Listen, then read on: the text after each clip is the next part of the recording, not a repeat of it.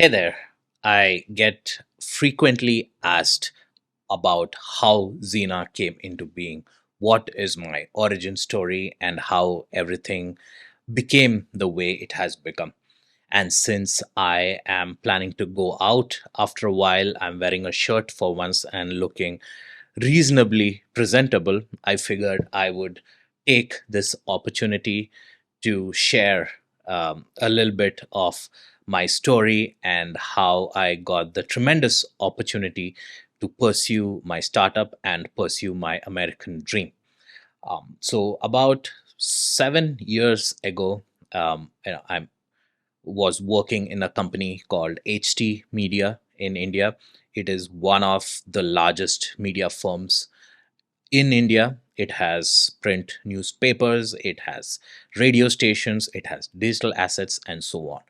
And it should not be a surprise to anybody just looking at me that I am an immigrant, in fact, a first generation immigrant. So when I was working for HT Media, I had the fortune to work with a lot of brands, a media firm internally, and kind of get a good exposure of how the media buying world works.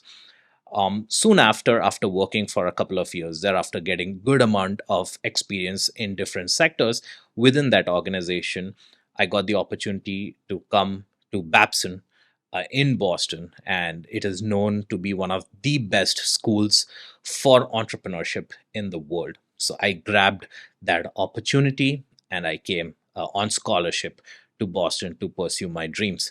Since I had that exposure in media buying and in media advertising, and since I was so passionate about e commerce and digital marketing, I used that as an opportunity to grab projects while I was here in Boston to work with small businesses to help them scale their e commerce business. Once I graduated, I started pounding the payment. I reached out to a lot of small businesses in and around Boston and in the New England area to potentially work with them. Since I am a first generation immigrant student over here, or I used to be, it everything is very expensive.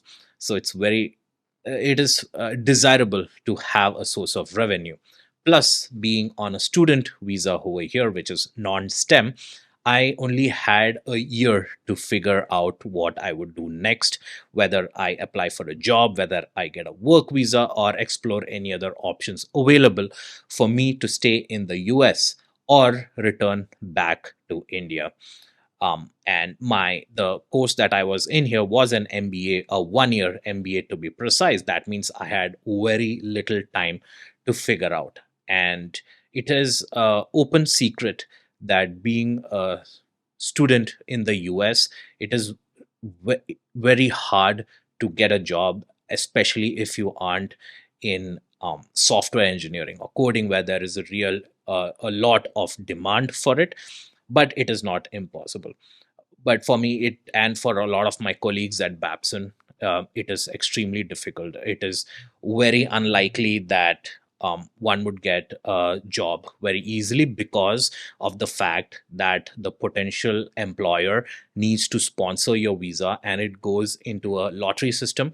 And so the probability of you, even after you get a job, the probability of you getting a visa, a work visa, is reasonably low. So I was given the opportunity to work with a few small businesses where I went to their store. I used to walk every day, I still remember, and tell them that, hey, there is a pandemic coming. So it would be a good idea for you as a small business owner to help me build your e commerce presence in marketplaces like Amazon, Shopify, and Walmart, and WooCommerce, and so on. So I started working with one. I remember there's this customer who is still my customer called London Harness and Toomey Wellesley. This run by this fantastic couple who trusted me and have been working with them since then.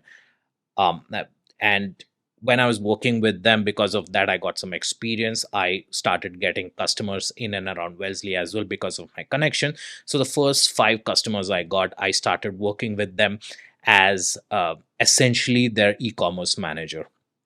Once I started working with them like that, I realized that there were a lot of pain points that I felt when I was managing their e-commerce business. One was managing the products listings online, managing their ad campaigns, doing keyword research, doing competitive research. All these took a lot of time and expertise, which I was able to gather. The expertise part, the time part, I was still human. I still only had 24 hours in a day.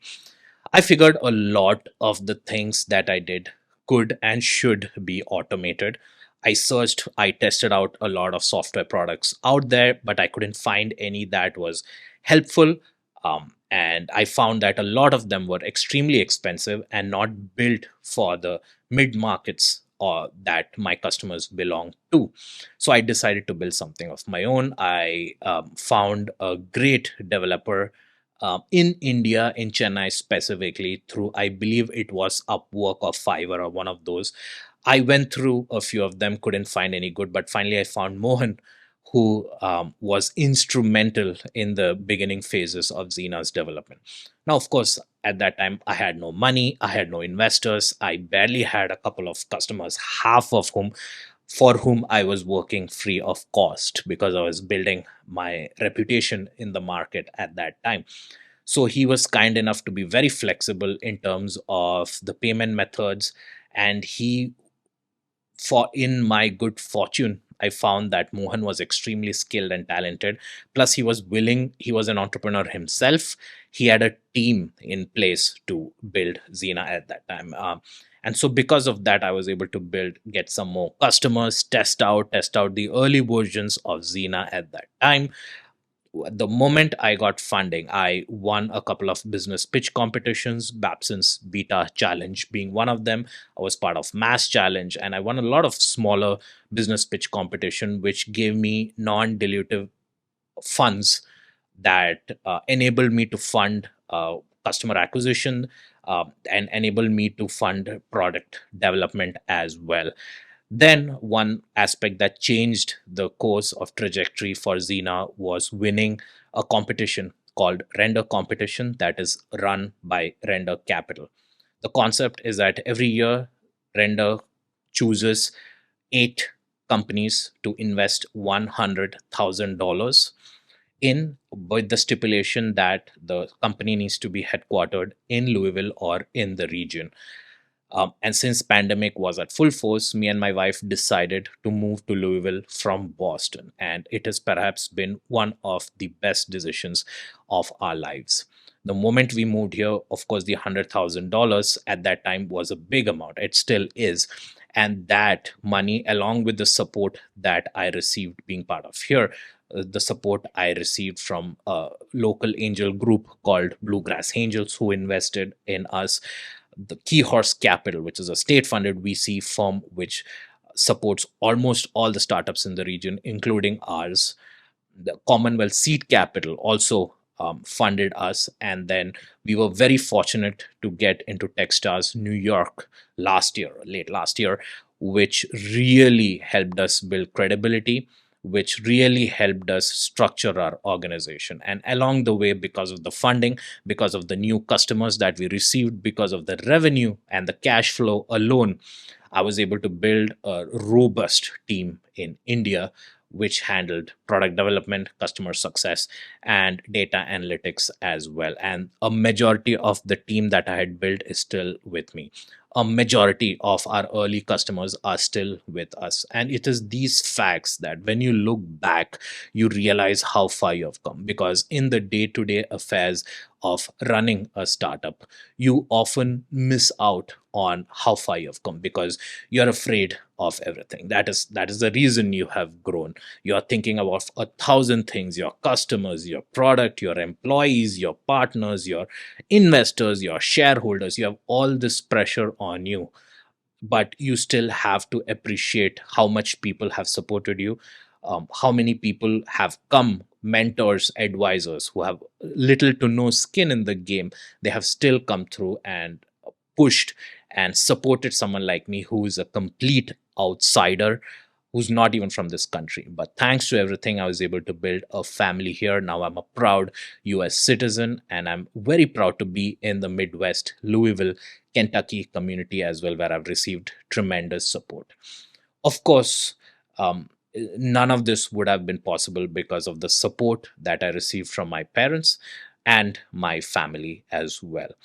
Now Xena is bigger than it was. We have over 50 customers. We have raised over 2 million in dilutive and non-dilutive funding. We have a growing customer base. We have very strong retention processes. Even customers who left us last year have come back to us because they have realized of the value that they get from Xena and the impact that we have. And plus, I strongly believe that me and my team, we really care, and we do not care because we are getting money from this, but we care because it is in our blood, it is in our soul.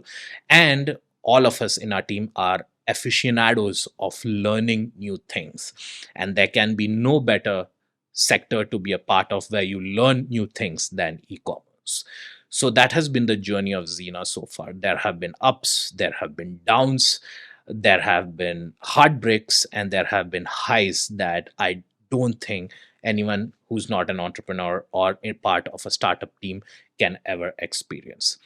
I do not know what the future holds.